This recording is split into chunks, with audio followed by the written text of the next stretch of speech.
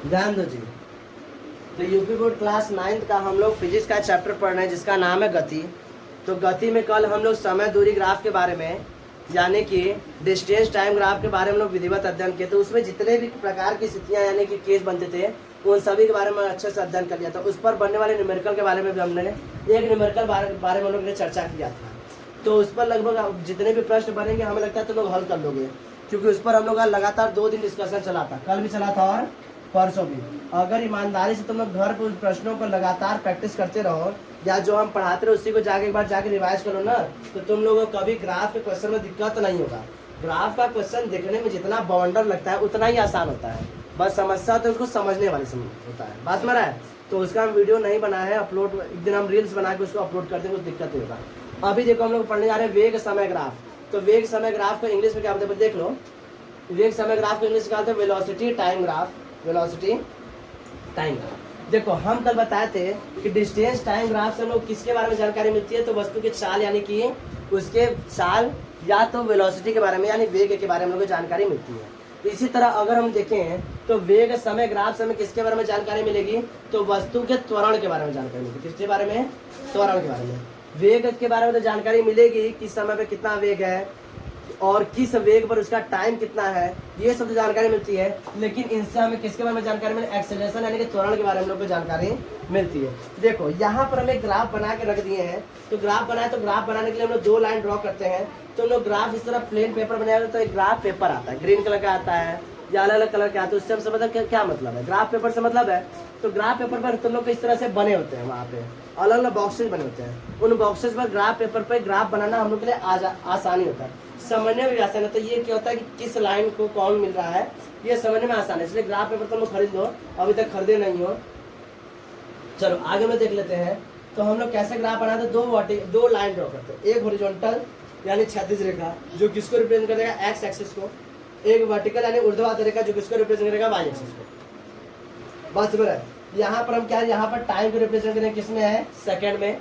यहाँ पर इसको रिप्रेजेंट करें वेलोसिटी यानी वेग को रिप्रेजेंट करें किसमें है? मीटर पर सेकंड में। ठीक है। अब देखो 1 सेकंड पर दिख रहा है कि कहाँ पर मिल रहा है? तो 2 पॉइंट मिल रहा है। यहाँ पर कितना लिखा है? 2 और यहाँ पर कितना लिखा है? 1। तो हम यहाँ पर हम लोग को ये जानकारी मिलती है कि वस्तु कोई भी गतिमान है तो 1 सेकंड में उसकी चाल कितनी है? 2 मीटर पर सेकंड। यहाँ पर तो 0, यहाँ पर 0 0 होगा ना, क्या होगा? 0 0 यानी 0 टाइम में उसकी वस्तु की चाल की मतलब उसका वेग भी 0 है, यानी इसका त्वरण भी क्या होगा? 0 0। क्या होगा? 0 होगा। त्वरण में अभी तक कुछ नहीं है। अब देखो यहाँ पर क्या हो रहा है कि 1 सेकंड में वस्तु की चाल बढ़ के कितनी हुई? 2 metre per second. 2 metre per second. यहाँ पर हम वेग बात कर रहे हैं तो बार बार वेग बोलेंगे, चाल नहीं बोलेंगे। क्या बोलेंगे? वेग। तो पहले सेकंड में वस्तु का वेग कितना हो गया? 2 मीटर पर सेकंड हो गया। अगर बात की जाए दूसरे सेकंड में तो वस्तु का वेग कितना हो गया? तो 4 मीटर पर सेकंड। तीसरे सेकंड में वस्तु का वेग कितना हो गया? 6 मीटर पर सेकंड।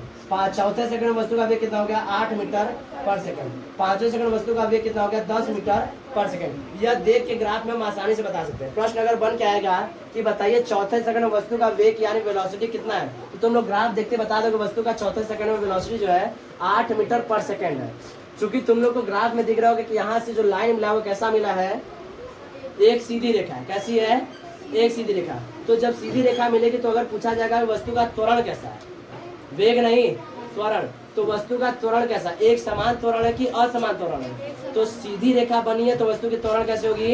एक समान। अगर हम पूछे वस्तु का वेग कैसा है तो वेग में कंफ्यूज मत होना। तो वेग देखो बढ़ रहा है। वेग क्या है? 2 metre, 4 metre, 6 metre, 8 metre, 10 metre per second, 12 metre per second. ये क्या वस्तु का वेग लगातार बढ़ रहा है। तो वेग बढ़ रहा है तो क्या यहाँ पर वेग यूनिफॉर्म वेलोसिटी है? क्या वस्तु का वेग एक समान वेग है? नहीं, वस्तु का वेग लगातार क्या कर रहा है? बढ़ रहा है। तो वस्तु का वेग एक समान वेग नहीं है, दिख रहा है ना। लेकिन त्वरण कैसा है? एक समान त्वरण है। अगर हम तुमसे बताओ दूसरे सेकंड वस्तु का त्वरण कितना है? कौन सेकंड में? दूसरे सेकंड में वस्तु का त्वरण कितना है? तो एक्सेलरेशन का फॉर्मूला बता चुके। ए बराबर क्या होता है? v/t। Acceleration is equal to velocity upon में टाइम। वेलोसिटी कितना है दूसरे सेकंड में? तो वेलोसिटी कितना है? 4 और टाइम कितना है? 2 सेकंड। तो कट कितना है? 2 metre per second square. 2 metre per second square. इसका एक्सेलरेशन किसी भी बिंदु पर निकालोगे उसका एक्सेलरेशन कितना मिलेगा? 2 मीटर पर सेकंड स्क्वायर। क्यों? क्योंकि एक्सेलरेशन कैसा है? यूनिफॉर्म एक्सेलरेशन है। कैसा है? यूनिफॉर्म एक्सेलरेशन है। लेकिन इसका वेग यूनिफॉर्म, वेलोसिटी यूनिफॉर्म नहीं है। ये जानकारी मिल रही है, समझ में आ रहा है। देखो डिस्टेंस टाइम ग्राफ को समझना आसान होता है, हम लोग वहां से पढ़ के आते हैं, अपने ब्रेन को चेंज करना भूल जाते हैं। अगर तुमसे पूछे कि बताओ वस्तु का, तुम लोग को सीधे मिल गया सीधे रेखा, अगर क्वेश्चन आ जाएगा कि निम्नलिखित में से हमें जानकारी मिलती है वस्तु की वेलोसिटी क्या है, यूनिफॉर्म वेलोसिटी, तुम लोग खट से टिक मार दोगे। क्या वेलोसिटी यहाँ पर यूनिफॉर्म है, मतलब एक समान वेग है इसका, नहीं, जबकि सीधी रेखा मिल रही है। तो ये याद रखना कि ग्राफ किस कौन सा ग्राफ है, यहाँ पर वेग समय ग्राफ है। कौन सा ग्राफ है, वेग समय ग्राफ है। तो लेकिन यहाँ पर त्वरण मिल रहा है, तो त्वरण एक समान होगा। क्या होगा, त्वरण क्या होगा, एक समान होगा। बैठ जाओ अभी। तो त्वरण कैसा होगा, एक समान होगा। जबकि वेलोसिटी जो हो रही है वो क्या है, नॉन यूनिफॉर्म है, लगातार क्या कर रही है, चेंज हो रही है। चलो एक तो हमें मिल रहा, वेलोसिटी कैसी है जी, नॉन यूनिफॉर्म है। कैसी है, नॉन यूनिफॉर्म, यानी कि असमान है। क्या है, असमान है, असमान। एक जानकारी मिला, एक समान वेग, असमान वेग है। क्या है, असमान। दूसरा एक्सेलरेशन यानी कि त्वरण कैसा है, तो कहोगे यूनिफॉर्म है। क्या है, यूनिफॉर्म है, यानी कि समान है, एक समान बोले या समान बोले, एक समान त्वरण है। क्या है, एक समान त्वरण है, ठीक है। और तीसरी जानकारी हमें मिलेगी कि एक्सेलरेशन कैसा है, पॉजिटिव एक्सेलरेशन है कि नेगेटिव, यानी धनात्मक त्वरण है कि ऋणात्मक। तो देखो वेग लगातार बढ़ रहा है, वेग लगातार बढ़ रहा है। तो याद रखना ग्राफ जब नीचे से ऊपर की ओर जाएगा तो त्वरण बढ़ेगा, तो त्वरण कैसा रहेगा, पॉजिटिव रहेगा, यानी धनात्मक रहेगा। क्या रहेगा, पॉजिटिव यानी कि धनात्मक। यहाँ तक बात अगर सहमत हो हमसे तो आगे बढ़ा जाए, यहाँ तक अगर बात समझ में आ रही तो आगे बढ़ा जाए। इस ग्राफ से हमें ये निम्नलिखित सूचनाएं जानकारियां मिलती हैं। ये समझ में आ गया, इस ग्राफ को बना लो, जितनी सूचनाएं मिली उसको लिख लो और ग्राफ पर बनने वाले क्वेश्चन को अच्छे सॉल्व करो। चलो नेक्स्ट हमारा देखो पॉइंट क्या है, त्वरण की तुलना करना। यहाँ पे याद रखना ग्राफ सेम है, त्वरण की तुलना है, उसी टॉपिक में पढ़ा रहे तो ग्राफ क्या सेम है, यानी वेग समय ग्राफी। कौन सा ग्राफ है, वेग समय ग्राफी, यानी कि वेलोसिटी टाइम ग्राफ में हम लोग आगे पढ़े जाते हैं। तो वेलोसिटी टाइम ग्राफ के द्वारा हम लोग किसी भी दो वस्तुओं के त्वरण की क्या करेंगे, तुलना करेंगे। हमें वेलोसिटी टाइम ग्राफ दे देगा और दो वस्तुओं का त्वरण देगा, तो हम लोग तुलना करेंगे कौन किस वस्तु का त्वरण ज्यादा, किस वस्तु का त्वरण कम है। बात समझ रहा है। तो जैसे यहाँ पर एक वस्तु ए है और एक वस्तु बी है, तो तुम लोग देख के ग्राफ को आसानी से पता कर सकते हो किस वस्तु की त्वरण ज्यादा, किस वस्तु की त्वरण कम है। तो ए का ग्राफ देखो सीधा ऊपर जा रहा है, तो ए का क्या त्वरण अधिक है, जबकि बी का ग्राफ नीचे ही जा रहा है, तो बी का वस्तु त्वरण क्या है, कम है। लेकिन दोनों का त्वरण कैसा है, धनात्मक त्वरण है, यानी कि पॉजिटिव एक्सेलरेशन ही है। यहाँ पर हम लिखते हैं वेलोसिटी मीटर पर सेकंड में। अब तुम कहोगे यहाँ पर तुम कुछ लिखे नहीं, 1 2 3 4 तो कैसे पता चला। तो यहाँ पर हम लोग इसलिए नहीं लिखे हैं क्योंकि हमें बस तुलना करना है। तुलना करने में हमें नंबर से उतना मतलब नहीं रहता है। भाई तुम ग्राफ देखो, ये ऊपर जा रहा है तो सही है, ये नीचे जा रहा है तो सही है, तो दोनों में त्वरण किसका अधिक है, तो कहोगे ए वाले का त्वरण अधिक है, बी वाले का त्वरण कम है। बात समझ है। लेकिन दोनों का त्वरण कैसा है, तो कहोगे एक समान त्वरण, यूनिफॉर्म एक्सेलरेशन है। एक्सेलरेशन कैसा है, यूनिफॉर्म। बात समझ रहा है तुम्हें, एक्सेलरेशन यूनिफॉर्म में बात समझ में आ रही है। हाँ, अगर सीधी रेखा मिलती है तो एक्सेलरेशन क्या हो जाएगा, अगर वेलोसिटी टाइम ग्राफ है तो सीधी रेखा मिले तो एक्सेलरेशन क्या होगा तुम्हारा, यूनिफॉर्म होगा, यानी कि एक समान त्वरण होगा। जबकि दूसरे वाला ग्राफ अगर देखो ध्यान से, तो यहाँ पर तुम्हें सीधी रेखा दिख रही है, हाँ सीधी रेखा नहीं दिख रही, तो क्या लगता है कि यहाँ पर अब ग्राफ कौन सा है, तो वेलोसिटी टाइम ग्राफ ही है। कौन सा टाइम ग्राफ है, कौन सा ग्राफ है, तो वेलोसिटी टाइम ग्राफ है। तो जानकारी किसके बारे में मिलेगी, त्वरण के बारे में। तो क्या यहाँ पर सीधी रेखा दिखाई दे रही है तुमको, तो इतना तो क्लियर हो जा रहा है कि यहाँ पर त्वरण कैसा है, एक समान त्वरण नहीं है। तो कैसा त्वरण होगा भाई, असमान त्वरण होगा। जब एक समान त्वरण है तो दूसरा ऑप्शन बचा कौन सा, असमान त्वरण। और तीसरा ऑप्शन क्या बताओगे, तीसरा पॉइंट क्या बताओगे कि यहाँ पर एक्सेलरेशन क्या है, धनात्मक है। यानी शुरू में तो एक्सेलरेशन धीरे धीरे बढ़ रहा था, लेकिन उसके बाद एक्सेलरेशन बहुत ही तेजी से क्या हो रहा है, बड़ा। इतना बता सकते हो ना, ये देख के मैं ये इन्फॉर्मेशन मिल रहा है कि प्रारंभ में वस्तु का त्वरण धीरे धीरे बढ़ा था, किंतु कुछ समय के पश्चात हमें टाइम नहीं देगा अपना कुछ ना कुछ। देखो यहाँ से स्लोप बहुत तेजी से क्या हुआ है, ऐसे उठा है, तो हम कहेंगे यहाँ के बाद वस्तु का एक्सेलरेशन यानी कि त्वरण बहुत ही तेजी से बढ़ा हुआ है। बहुत तेजी से क्या हुआ है, बढ़ा हुआ है। कोई छोटे लड़के पागल हो गए एक्टिवा, नहीं लड़कियां को एक्टिवा लेके चलाती है, सब उड़ा देती है, तो इस तरह कोई ऐठ दिया होगा एकदम, ऐसे ऐठ दिए होंगे तो पार हो गया होगा, ये मंगल ग्रह पार करा। सोचोगे धरती पर रहते रहते वो क्या चांद पे लेकर चले तो उधरा दिए होंगे गाड़ी को। तो बात समझ रहा है। तो यहाँ पर हम देख रहे हैं कि वस्तु का ग्राफ बहुत तेज से बढ़ रहा है। यहाँ पर एक्सेलरेशन कैसा है, पहला बात तो यूनिफॉर्म एक्सेलरेशन नहीं है, तुम्हें दिख रहा है, यानी कि एक समान त्वरण नहीं है। तो कौन सा हुआ, असमान त्वरण हो गया। वस्तु का त्वरण धनात्मक है कि ऋणात्मक है, तो कहोगे धनात्मक त्वरण है। ये जानकारी मुझे समझ में आ रहा है। अब देखो अगला इन्फॉर्मेशन देखते हैं, अब अगला देखते हैं। ग्राफ यही रहेगा, अगर यहाँ से बढ़ रहा है वस्तु, यहाँ से इस तरह आई है, ठीक है, इस तरह आई है, तो अब इससे मतलब ग्राफ ही गलत है। हम बार बार देखें ग्राफ जीरो से शुरू हो रहा है, कैसा कौन सा ग्राफ है। तो अब देखो हो सकता है कि हम बात कर रहे हैं कि वस्तु का त्वरण बहुत ही ज्यादा है, बहुत ही क्या है, ज्यादा है, त्वरण एकदम अत्यधिक है।